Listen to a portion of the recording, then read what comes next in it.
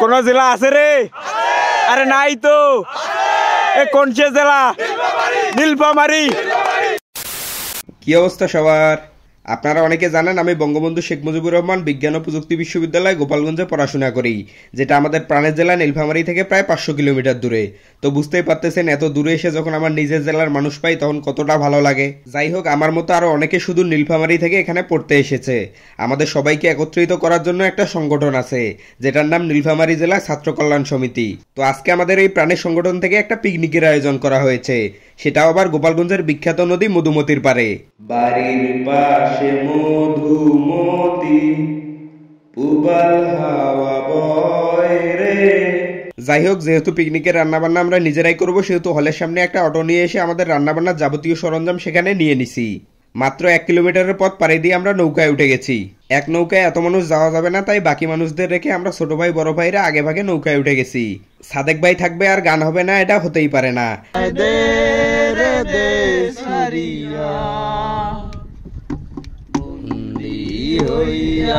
সাদেক ভাইয়ের লিডে আমরা সাম্পানের নাইয়া গান গাইতে গাইতে চলে আসলাম নদীর এই পারে। যেহেতু রান্নাবান্নার কাজের দায়িত্ব সাদেক ভাই আর আতিক ভাইদের, সেহেতু ওনারা আসার পরপরই ওনাদের কাজে লেগে গেলেন।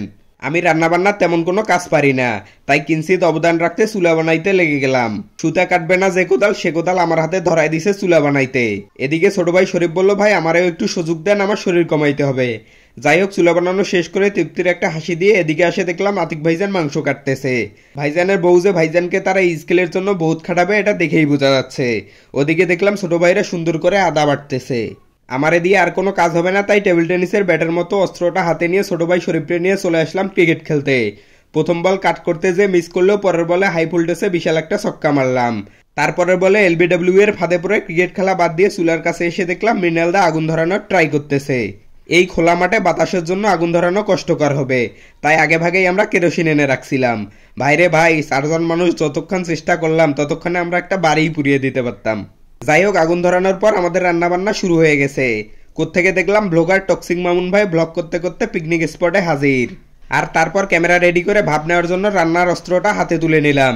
কিন্তু আমার এসব বংবং দেখে সাদেক ভাই আর সুযোগ দিলেন না, বলতেছে যা তুই অন্য ভিডিও কর, রান্নাবান্নার ভিডিও তোকে দিয়ে হবে না। এমন অপমান সহ্য করতে না পেরে প্রেমে ছাকা খাওয়া ধীমানের কাছে পরামর্শ চাইলে সে বিড়ি খাওয়ার পরামর্শ দিল। এক মুহূর্ত দেরি না করে হাতে থাকা টিস্যুটা পেঁচিয়ে আগুন ছাড়া টানতে শুরু করলাম। ডিপ্রেশন যে কই উদা হইলেও টেরও পাইলাম না।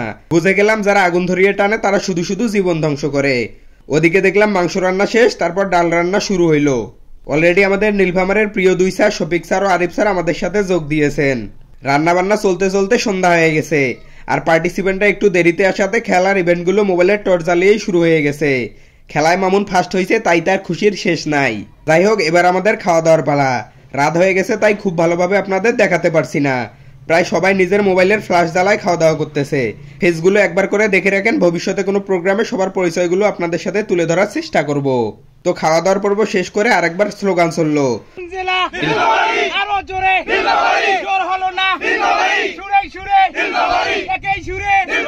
তারপর আবারও আমরা নৌকায় উঠে গান গাইতে গাইতে বিদায় নিলাম মধুমতির পাড় থেকে। তো এই ছিল আমাদের আজকের ভিডিও। পেজটা যারা এখনো ফলো দেননি দ্রুত ফলো দিয়ে দিন। দেখা হচ্ছে পরবর্তী ভিডিওতে, সে পর্যন্ত সবাই ভালো থাকবেন।